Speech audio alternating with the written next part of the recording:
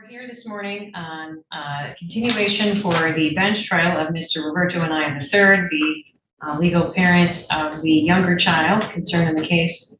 We're also scheduled for an 11 o'clock hearing as it relates to the mother's case for purposes of a pretrial.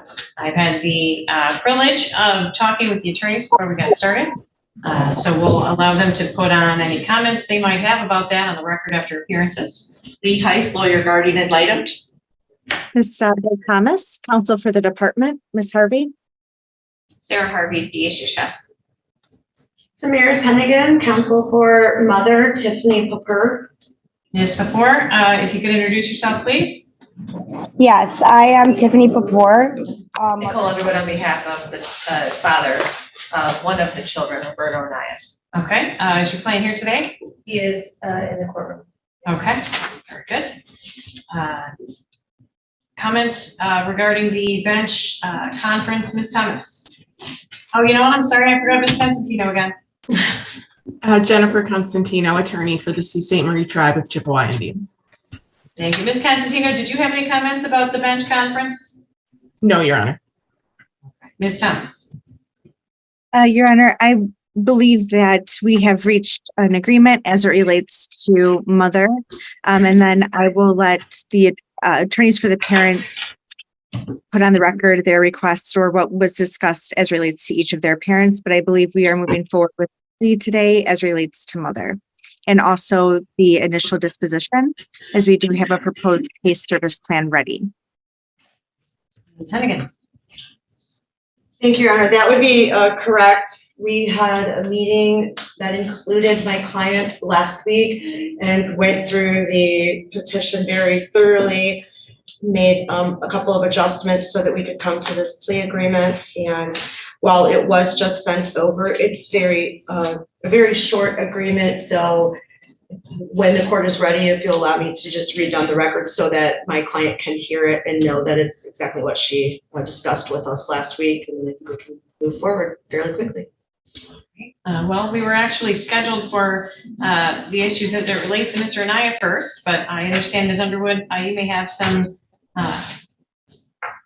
you may need some room, if you will, on that one, but I look forward to any comments you have on the bench conference and how you would like to proceed. With respect to mother only, Judge, or? With respect to your client. Your Honor, at this point, I believe my client and I are in agreement with also accepting or taking a plea today on this file, as there was already the trial had already began, and it's to a point where we think it may be in Bobby's best interest to continue moving forward and ensuring his best interests are met.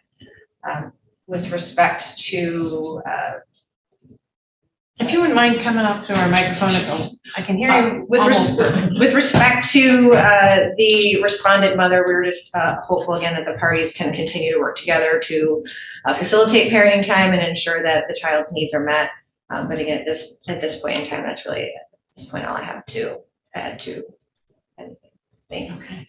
Ms. Heiss? I don't think I have anything to add about the bench conference. Thank you. All right. Well, at this point, I have a request essentially to allow the plea of both parents in this case. Do you find that to be in the best interest of the children? Yes, Your Honor. Very well. Okay, so Mr. Anaya, if you could come on up and have a seat by one of our microphones, or even, you know, if you want to stand at the podium for a few minutes, whatever you're doing. All right, Ms. Hennigan, let's start with your client. Don't mind, I know we have the court's been provided a written plea agreement with the terms. Yes, Your Honor. Tiffany, can you hear me okay? Ms. Kapoor, we're getting a lot of additional noise coming from your signal. Is there a quieter place that you can find? I'm sorry, Bob. Yes. Let me. Is that better? Judge, I would just ask you, if the minor child is present, I would ask that he not be anywhere near where she's at this point to be able to hear what's going on. Is that possible, Ms. Kapoor? Not exactly. Not at the moment. Yeah. Here. Yeah. Yes, I can do that. Give me about 1 minute. I just want to read the plea agreement to you, just so that you're aware that what you're agreeing to this morning is what we talked about in our meeting last week, because it kind of just got over to us this morning, so I know you may not have a copy in front of you, okay? Yes. Okay, and then I also want to ask you to sit down somewhere and be really still, because when we all see you moving around. I'm trying to move away from the baby. Yes, he's having a difficult morning. Got you.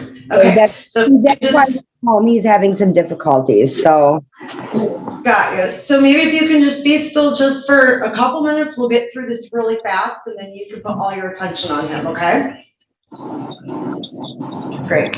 So we talked about, when we met last week, we talked about amending specifically 4 of the items that were in the original petition. And one of those was number 7, where it talked about physical abuse, improper care, and unfit home environment. And you wanted to make sure that it indicated that you had made attempts to get help. Remember that? yes, I do. Okay, so it now reads, as it relates to Tiffany Pecor, while she did make efforts to report issues, she's not provided proper care to exposing him to violence in the home, and as to Malia has engaged in physical violence with him, and because of the subsequent no contact order, does not have a fit home environment for him to reside in. Correct. Understood? Okay. As to number 8H, that was the one that talked about the domestic violence charge. And that has now been amended to read, Tiffany admitted to the assault with Malik and has pled to disorderly conduct. That is correct. Okay, thank you. Next was as to number 12, active efforts to prevent removal. That was the one that talked about the parental rights, and you told us there was a correction because it initially said your parental rights to 5 children had been terminated, and we did confirm that that was incorrect. So it now reads, Tiffany has extensive past CPS history, which includes termination of parental rights to 2 children. Throughout the previous cases and this one, the family has been offered many services. Correct. Thank you. And the last one that was amended, number 13, for your CPS history, it simply states now that Ms. Pecor's history with CPS includes 5 confirmed CPS investigations. Okay. With those amendments done, Tiffany, are you prepared to enter into a plea agreement so that the agency can take jurisdiction and you and your family can begin services? Yes, I do. Thank you, Your Honor. Ms. Hennigan, your client has the right to have all of the allegations read onto the record. Have you spoken with her? Do you know if she wishes to waive the right to have the remaining allegations read? We did waive that right in the last hearing, Your Honor, and she's fully aware of all of the allegations. All right, Ms. Before, if I accept your plea, you are giving up the right to a trial by judge or trial by jury, the right to have the petitioner prove the allegations in the petition by a preponderance of the evidence, the right to have witnesses against you appear and testify under oath at trial, the right to cross-examine witnesses, and the right to have the court subpoena any witnesses that you believe could give testimony in your favor. Do you understand you'll be giving up or waiving the rights I've just indicated to you if you admit the allegations in the petition and the plea agreement as they were outlined on the record today? Yes. Thank you. With regard to the consequences of your plea, or in other words, what will happen, the court will do the following.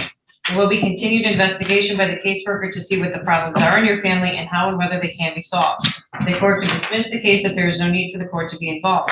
If it appears that there is a problem that may be solved, the court can make the children temporary wards of the court, place them with mother or father or with relatives or in a foster home, and order programs for you and your children, such as counseling, drug and alcohol treatment, assessments, and parenting classes.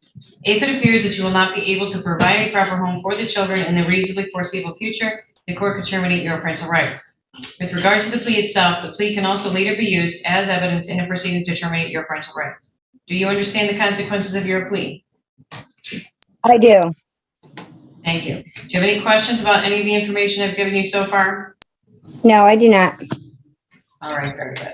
Mr. Anaya, I know you've been sitting at the table. I'd like to back up for just a few minutes. Ms. Underwood, what are the terms, if any, of any plea agreement that's been reached with regard to your client's wish to enter a plea?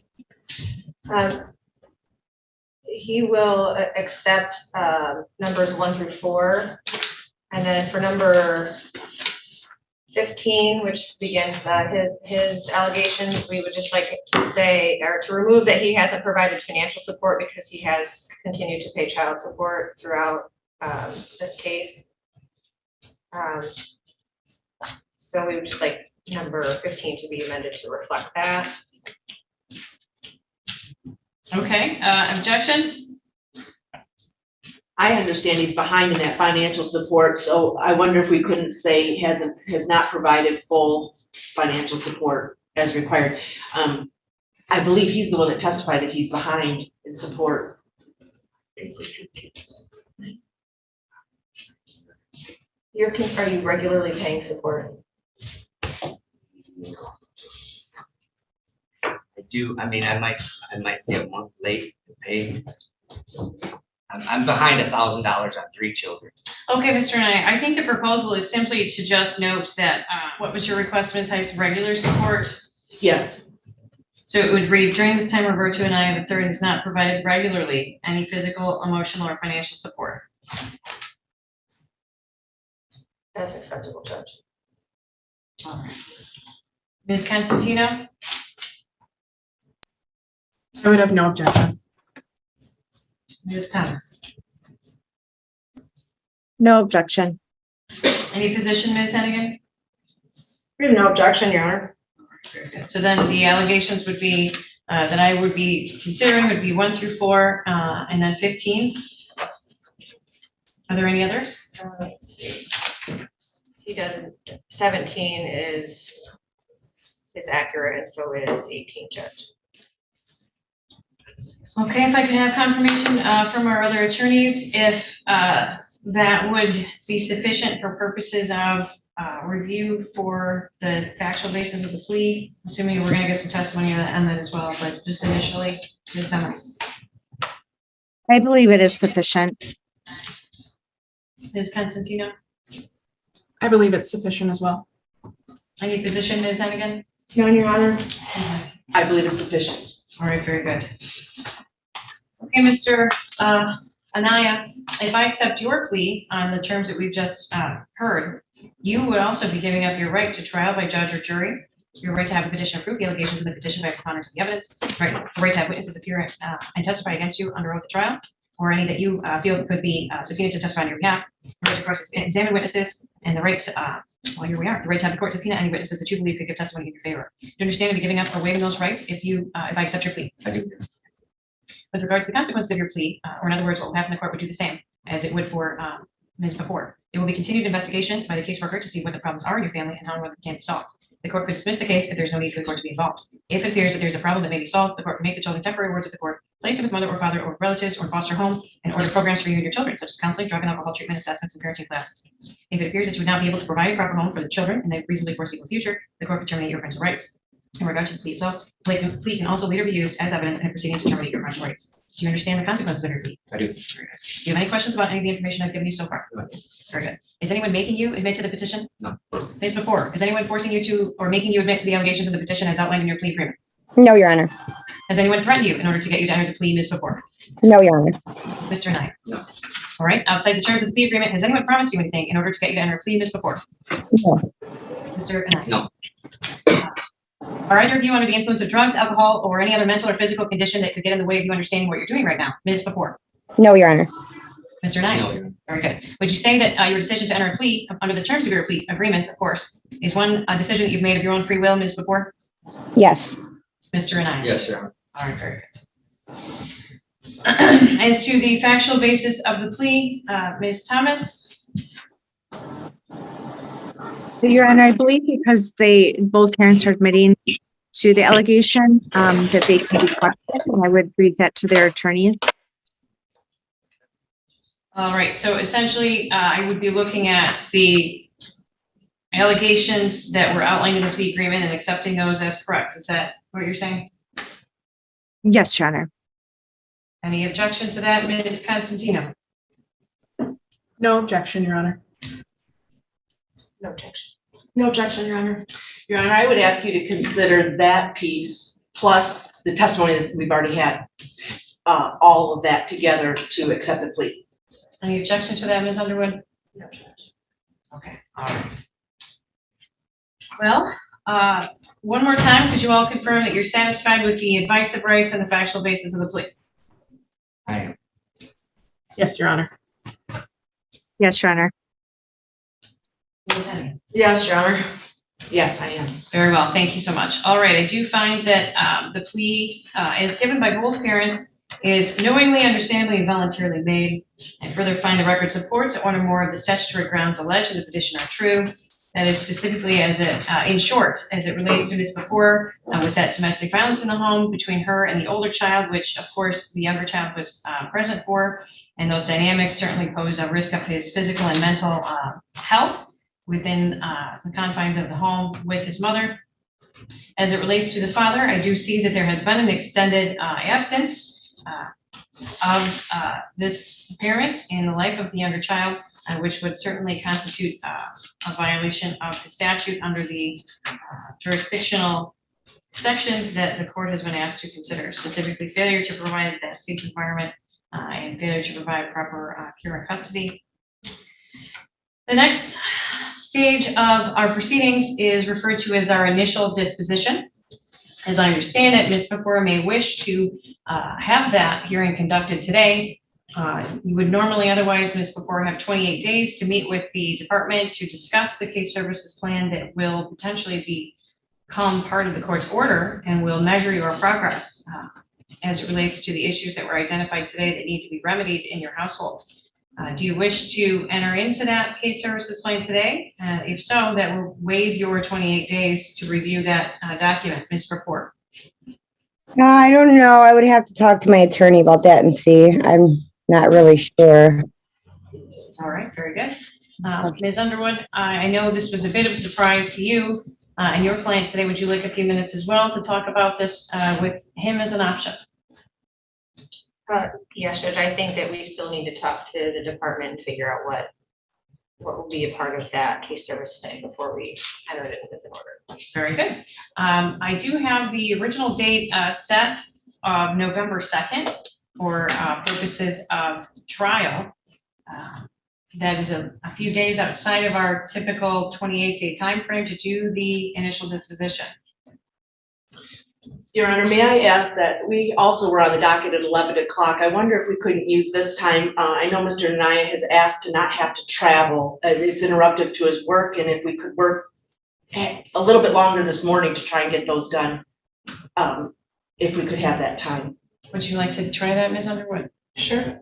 Okay, all right. And if it doesn't work out, then you know what the calendar, what the docket looks like. And if we need to try to squeeze it in somewhere else, then I'm happy to find some time within that 28-day time frame. But for now, I'll grant that request for a brief adjournment to allow the parties to navigate that question. Assuming there's no objection from Ms. Thomas and Ms. Constantino. No objection. No objection.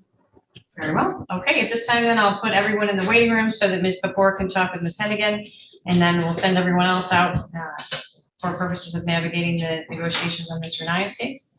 Your Honor, I just would ask if my client would put on the record if I have permission to sign the plea agreement on her behalf. Ms. Before? Hey. I concluded the adjudication hearing this morning, given the parties a break to talk about case services. And I now have before me two proposed case services plans, one for each parent, which indicates to me that both parents may want to waive that time frame on initial disposition and simply enter into a case services plan today. But before we confirm that, let's go through appearances one more time, please. Lee Heiss, lawyer guardian ad litem. Nastasia Thomas, counsel for the department, and joining me today would be Ms. Stephanie Hamilton.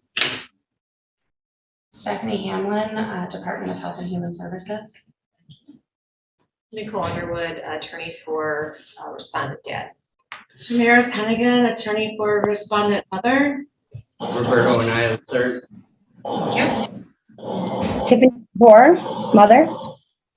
Jennifer Constantino, attorney for the Sault Ste. Marie Tribe of Chippewa Indians. All right, Deputy Ames, if you could, thank you. All right, this question is for both of you. You're both entitled to a 28-day period of time to review and navigate the case services plan, which could have involved additional meetings with the department, your attorneys, and whoever else you may want to consult in deciding what case services plan would be used by the court moving forward. Do you wish to waive that 28-day time frame and enter into your case services plan today, Ms. Kapoor? Yes, I do. I do. Thank you. Have you each had the opportunity to talk with your attorneys about that? I have. Yes, I have. Very good. Okay. Ms. Underwood, anything for the record on that point? Your Honor, just that in the case service plan for my client, it does indicate that parenting time shall be per the court's order, so we would need to address parenting time at this time. I believe that my client has successfully had the one Saturday per week, or the one day per week from 9 a.m. to 9 p.m. for the last several weeks. He's requesting that they go back to alternating weekends so we can have more significant time with the child.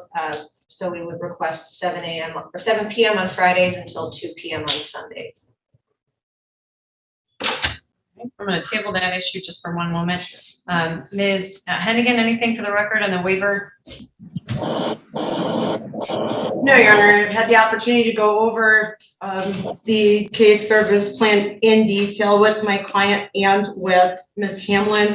We did make a couple of adjustments that you'll see Ms. Hamlin and I have initialed on the case service plan. So we are ready to move forward with that. Very good. Any issues that you wish for the court to address today? I think that when the court gets around to addressing the parenting time, then I may have a comment. Okay. All right, Ms. Heiss, have you had a chance to look over the case services plans? I have looked it both over. Do you find that they serve the interests of the children and target the identified issues in each household? Yes, Your Honor. Very good. Same question, Ms. Thomas? Yes, Sharon, I did receive those case service plans and have briefly reviewed them. I would like to note that I don't know if Ms. Constantino has received them yet. And I can forward those to you as soon as possible if you have not, Ms. Constantino. I have not received them, so I would appreciate them being forwarded at your earliest convenience. Thank you. I apologize. Okay, Ms. Constantino, would you like us to take a moment to make sure that you get those before the court reviews them for purposes of our initial disposition? No, Your Honor. I believe based on preliminary discussions that they would be fairly comprehensive. And if the parties agree, then I feel they're most likely appropriate. So there's no need to delay. All right, thank you. We'll go ahead and proceed then. Any testimony as it relates to the initial disposition today then, Ms. Thomas? Yes, Sharon, I'd like to call Ms. Hamlin. Thank you. And as the foster care caseworker, have you had the opportunity to review the petition and the, I guess, the conditions that cause the children to come under this court's jurisdiction? Yes, ma'am. Do you currently believe that it would be, there would be a substantial risk of harm to the oldest child's health, mental well-being, or physical health if he were to be returned to his mother today? Yes, ma'am. And currently, the younger child remains in the home with the mother. Is that correct? Yes. And what is the permanency goal for each child? Currently, for Malik, I believe the permanency goal is reunification. However, the department would like to request a goal change to APA as the new independent living plus placement that has accepted Malik into their program requires a goal of APA. Additionally, with him turning 18 in less than 2 months and not wanting contact with respondent mother at this time, I believe it would be appropriate to no longer work towards reunification with Malik specifically. I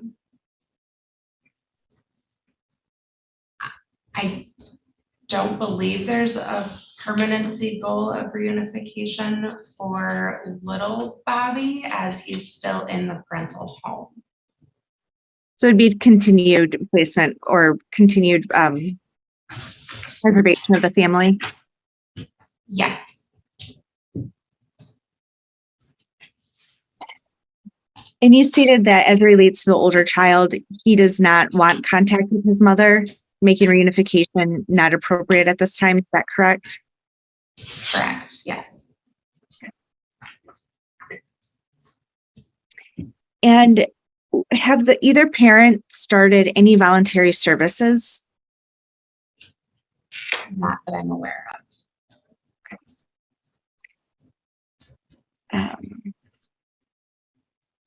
The key service plans that were presented today, do you believe that they are adequate to address the conditions that cause the children to come in or to come under the court's jurisdiction?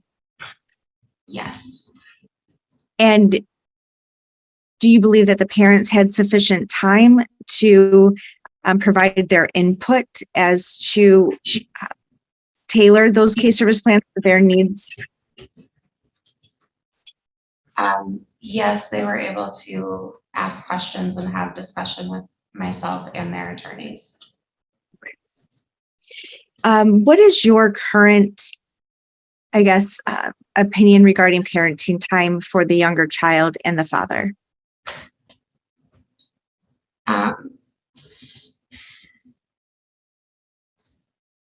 I would support the request for alternating weekends and with an extended weekend visit versus just a day on Saturday. I do believe there's an increase in behaviors in Bobby. However, whether that's due to starting therapy, due to renewed contact with Mr. Anaya, or due to just missing his brother, I'm unable to determine where those behaviors would stem. And as such, I would not feel comfortable limiting or further limiting contact with Mr. Anaya based off those behaviors alone. And as it relates to the oldest child or the youth, can you just provide the court with a quick update as to any change in placement and how APLA would further support his independence as he enters adulthood? Yes. So Malik is currently placed with Community Care Organization in Detroit. We've had a number of difficulties with their style of case management for Malik. There's been some back and forth on who's the actual foster care caseworker, and there's been a lot of unmet needs. The department has had a team of people trying to support Malik through all of this and to help locate a new placement. Our house out of, I believe it's Ypsilanti area, has accepted him. They are more of an independent living plus type program, so they do have a lot more hands-on case management, medication management, services that Malik would be required to participate in, goal setting, just a lot more of the one-on-one and the hands-on management that Malik needs while transitioning into adulthood. They formally accepted him Thursday evening of last week, and once they get Ms. Cooper's signatures on the packet, and we have a family team meeting with Ms. Cooper and the new placement, Malik would be able to get moved. We did receive a 30-day notice from Community Care Organization on or around, I believe, September 20th. That they requested Malik be moved due to some aggressive and destructive behaviors around the home. Malik is, I'd say, about midway through a downward spiral that we're hoping the change of placement and the more hands-on support will help guide him back upwards. He has not been consistent with therapy or medication. Again, there's not much guidance in the current placement, so we're really hoping the new placement can assist with that.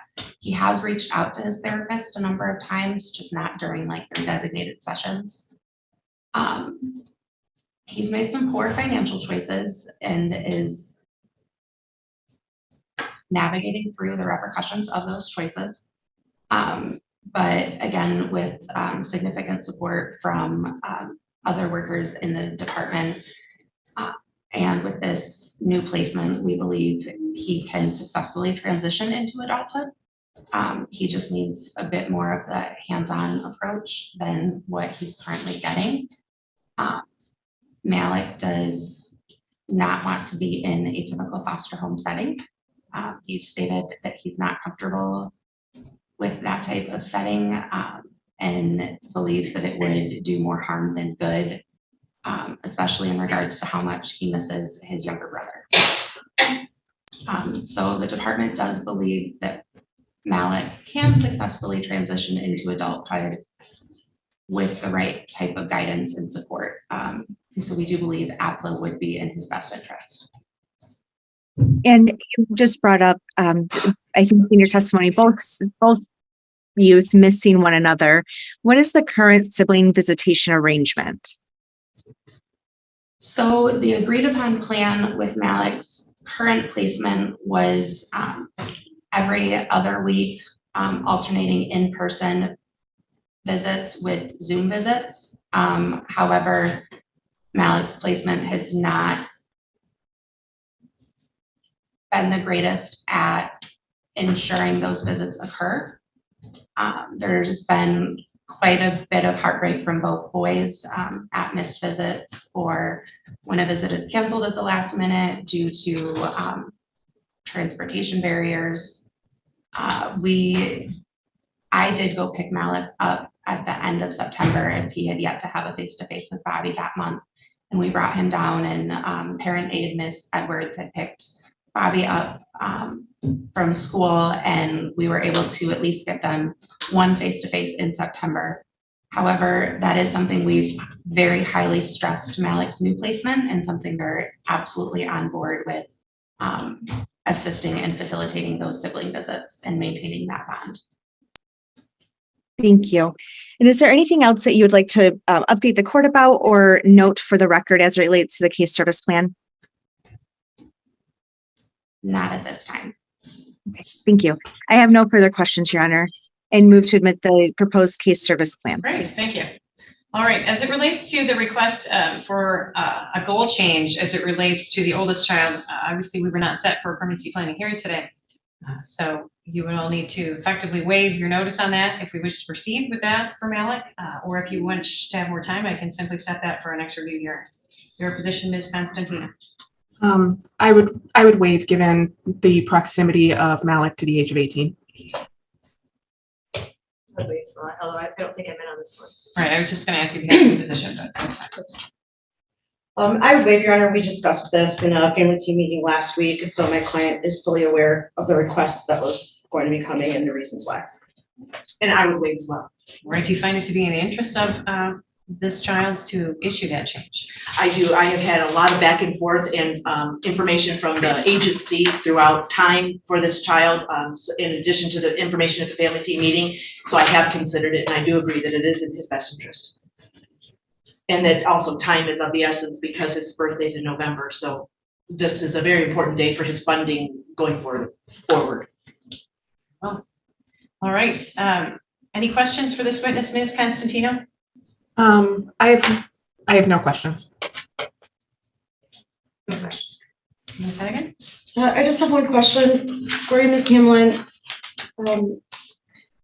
On the case service plan that you reviewed with my client, Tiffany, can you just confirm for the court why the change was made with regard to the requirement for her to maintain a legal source of income? We amended that to say that you would review it with her 30 to 60 days. Could you just place on the record why that amendment was made?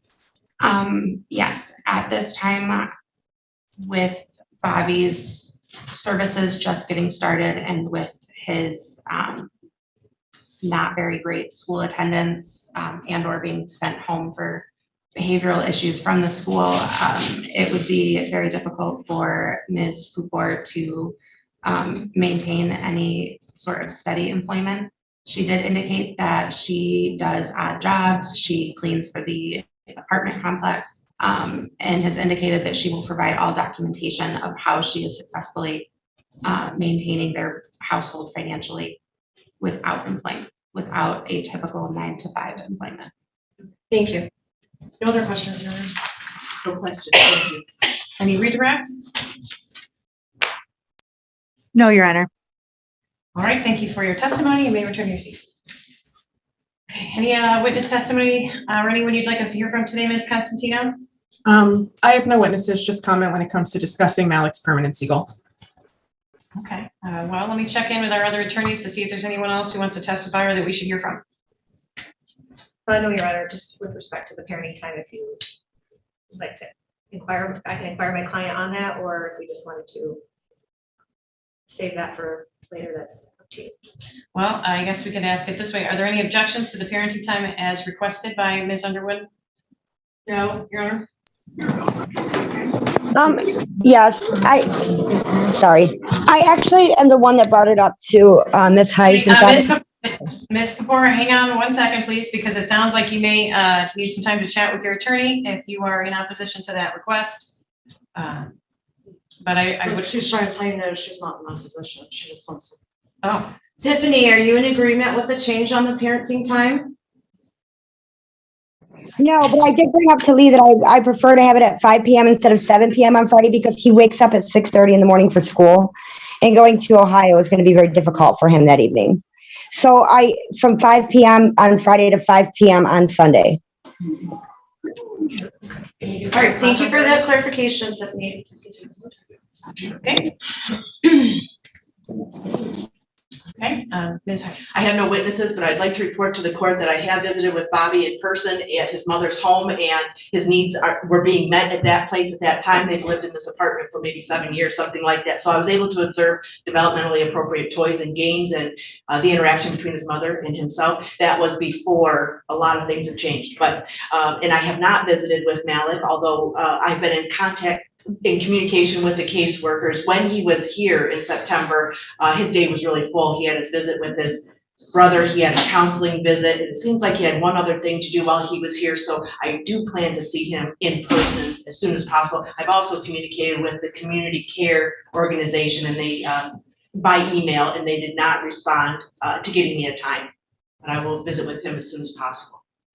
All right, I have the proposed parenting time effectively, I think at this point, 5 p.m. Friday to 5 p.m. Saturday on Sunday. Is that? Yes, every other weekend. And then if we could just maybe reserve or allow the foster care or DHHS to also incorporate a potential holiday schedule, since we probably won't be back before then. Just that way, my client can see the child for Christmas and potentially Thanksgiving if it doesn't fall at this time. But Okay, Ms. Heiss, do you have any objections to that request? Specifically, what we began addressing was the parenting time to extend through the weekend. So 5 p.m. Friday to 5 p.m. Sunday. Yes, I have talked to Ms. Before ahead of time on that request, and I do believe it's in the child's best interest. Thank you. Okay. I think that takes care of the parenting time order. The court will indicate the uncontested request should be honored by the department, but if you wish to increase parenting time or contact with the child from there, please don't take that as a limitation on that. If you feel that it's appropriate and necessary to expand that, then please feel free to do so without having to come back and ask for formal modification. All right. Did you have any other testimony that you wanted us to hear today, Ms. Underwood? No, Your Honor. Ms. Hennigan? No, Your Honor, just a question about the parenting time. If it's every other weekend, will that begin then this Friday or the following, just so that my client will know? we would prefer it to start as soon as possible. Okay. Everyone says this Friday. So Tiffany, this Friday, the parenting time will begin. Well, he just had them this past Saturday, and he really wanted to see his brothers. He hasn't seen them for like over a month. Could he see them this weekend possibly and start the next weekend? I mean, he just had him for the day on Saturday, Judge, so I don't think it's inappropriate for my client to start this weekend. I think it's about the visitation with his siblings. Is it, which siblings? His twin. He was seeing him every weekend, and he hasn't seen him since he's seen his dad because there's no time. So he's been calling that. They've been video chatting, but he hasn't seen him in over a month.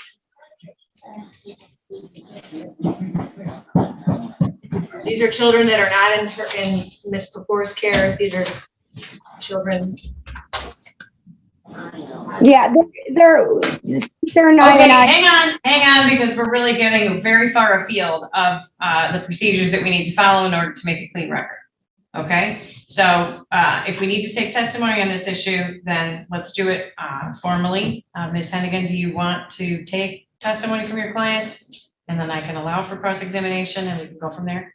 Yes, Your Honor. Very good. All right, Ms. Before you remain under oath, you are officially called as a witness at this point. Ms. Hennigan, please direct any questions you have to your client. Thank you, Your Honor. Okay, Tiffany, I'm going to ask you a couple questions about this. I need you to stay focused for me and answer the questions directly so the judge can understand your position, okay? Yes. Thank you. Okay, so you have, little Bobby has 2 siblings that are biological siblings to him, correct? Correct. That is a set of twins? Mm-hmm. Yes, you have to say yes or no for the record, Tiffany. Yes. Thank you. And the twins do not reside with you, correct? No. When does he have an opportunity to visit with the twins? Well, I was getting them every weekend. I had them a lot this summer. So, I mean, breaks from school, weekends, whatever, he can. But the relationship between the 3 of them is very important for him, especially since Malik was removed from the home. And it's caused him a lot of sadness, hurt, and because of the visiting times with his father. Bobby's up for school every morning, going to Ohio on Saturday. By Sunday, he just needs to rest and he doesn't have time. So, how do you make your arrangements for those visits? Mr. Anaya's aunt has the twins. So, usually she sends them here, or I'll send Bobby over there. Either way, but we see each other all the time. We're in close contact. Sounds like she's pretty cooperative with you. Yeah, we're really close. Great. So do you already have a visit scheduled for this coming weekend for the twins, or is that something you were hoping to do? Well, I talked to her last night, and we were hoping to, because we knew that we had court today, and I told her that I was going to ask if Bobby could have, Mr. and I could have him every other weekend. So hoping that he could see his brothers this weekend. Okay. And if the court, for some reason, or if the court allows Mr. and I to start this weekend, then you could work out with the twins' adopted mother, maybe for them to have visits on the weekends that Bobby's home with you. Yes, but I truly believe, because a lot of the issues Bobby's having emotionally, it's very difficult for Bobby to get through the week in school and in just small moments. I think this might help him. It was a strong relationship that was kind of distant all of a sudden. I think that he really needs that in order to refocus. Do the twins live in town where you live? They live Britain, Clinton area. Okay.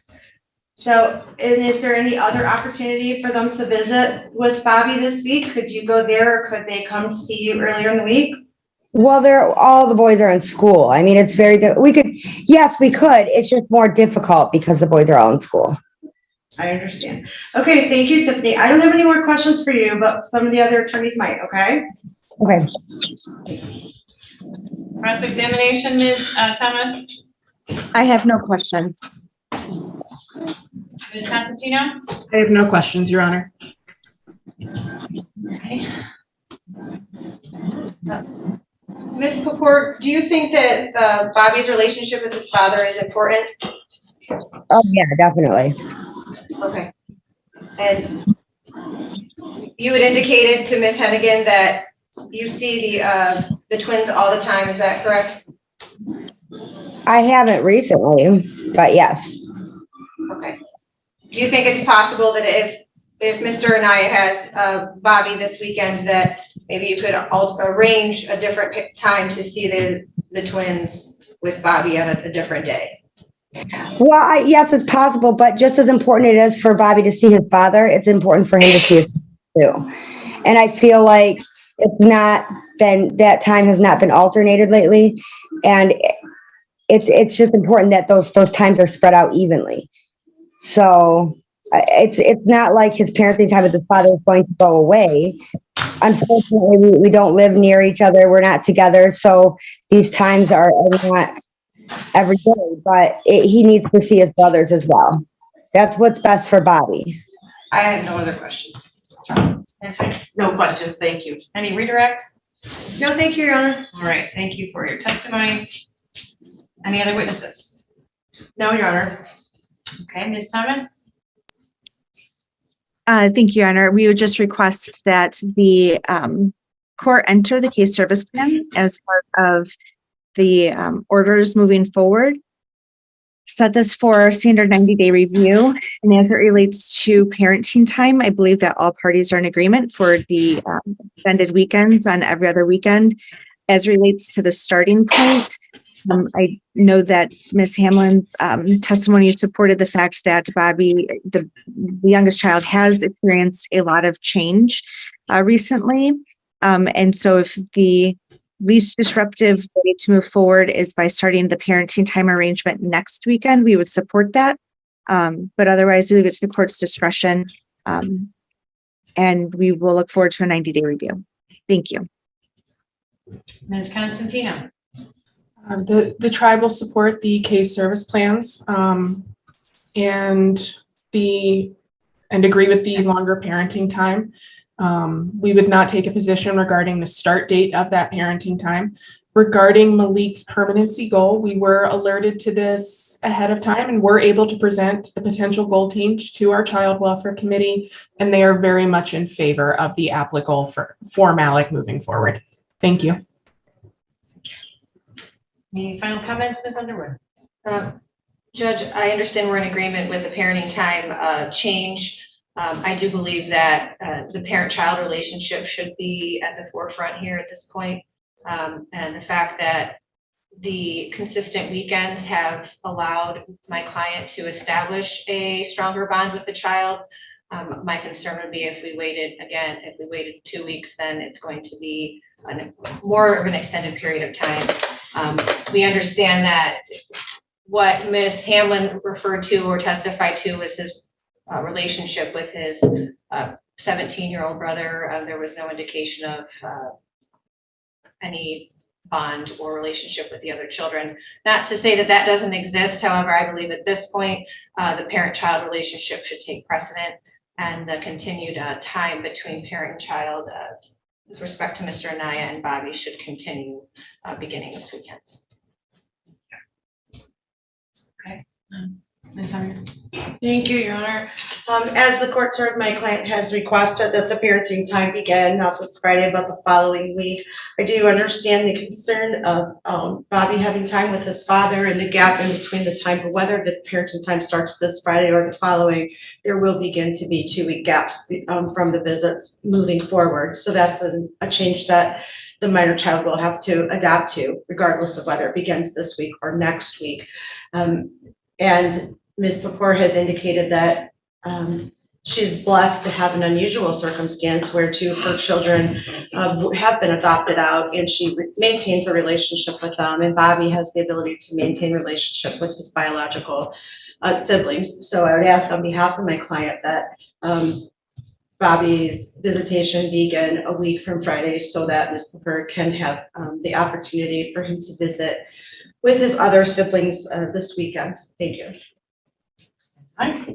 Your Honor, I don't, the facts go both ways. I rely on legal precedent that the father has a higher right than a sibling because the facts come down on both sides. Mother's very strong and will, I think, find another way for the child to see his siblings. It may be inconvenient, but she's been pretty reliable. So that's my input. Facts, I don't think it weighs one way or the other as much, but the principle is to honor a father's rights, I think, more than siblings. And I I think that that would be appropriate then to start visits this weekend. Okay, thank you. Well, the court finds all interested parties were given notice for purposes of today's proceedings. We were again scheduled for the continuation of the trial as it relates to Mr. Anaya and a pretrial as it relates to Ms. Kapoor. Both individuals entered plea and are now submitting to the jurisdiction of the court. They also both waived notice for purposes of the initial disposition. Took some time to review the proposed case services plan, as have all of the other attorneys, and wish to enter into that initial disposition today. The court will grant that request. I will enter the adjudication order and the initial disposition order, which will be copied and emailed and sent out to everyone so that you can have a copy of your plan. Moving forward, that will be the court's way of monitoring the progress towards alleviating the risk of harm associated with returning children to the care of either parent. As it relates to placement, the older child will remain under the care and custody of the residential facility where he is currently placed. I will issue the goal change that was supported by, frankly, all of the parties, and any notice on that permanency planning goal hearing has been waived also. And it is certainly in his best interest to allow that goal change to be in place so that when he turns 18, he can take advantage of the continued benefits available to him in the voluntary foster care program. So the order will reflect that, as well as the confirmation that as to the youngest child, the court will expect the parties and the attorneys and the caseworkers to work towards reunification in a way that structures safety and routine for the youngest child. And that, of course, does involve building and expanding the relationship between this child and his father. So as it relates to the visitation, given the uncertainty, frankly, of the plans to see the siblings this weekend versus the certainty of the plan for the father to exercise his parenting time today, I will order that the every other weekend parenting time from Friday at 5 to Sunday at 5 commence this weekend. Also trusting, as Ms. Heiss does, Ms. Kapoor to move on that relationship with the other siblings to allow her son to enjoy that support as well. So that takes care of the two outstanding issues that were raised in addition to the many other things that we reviewed today. It would appear to the court that active efforts towards the goal of reunification are taking place in this case. Ms. Hamlin, as well as our child protection services workers, have moved very actively to both engage the parents, but work towards efforts that actively promote any relationships that this child would have with the tribe and the supports therein. And that also is uncontested today. The removal of Malik will remain in place, especially now that he has the goal of APLA. That is the safest and least restricted for him under the circumstances. For the youngest child, his continued placement with his mother and the visitation plan and case services that are engineered towards increasing the stability, structure, and permanency of his household are appropriate and necessary. And those are also the least restrictive measures for him at this time. Again, I'll remind the department that the every other weekend parenting time for Mr. Anaya is not necessarily the limit, but certainly the baseline for what we'd like to see him exercising. So additional contact during the week, virtual visits, or other visits, involvement in services as necessary, are all very much encouraged and expected as a result of the court's order that will issue today, which will note that parenting time, but also note that the supervised parenting time or unsupervised parenting time is at the discretion of the department, which does, of course, initiate their efforts in creating a sort of a growing plan of parenting time that encourages the bond between this parent and child. So all other placement orders will remain in full force and effect. So practically speaking, not much will be changing for the children moving forward. With the exception that now both parents are under the jurisdiction of the court, and we'll be looking at progress on those case service plans at our next review hearing, which I have time for on January 4th, I think is what we talked about during our bench conference, frankly, at 1:30 p.m.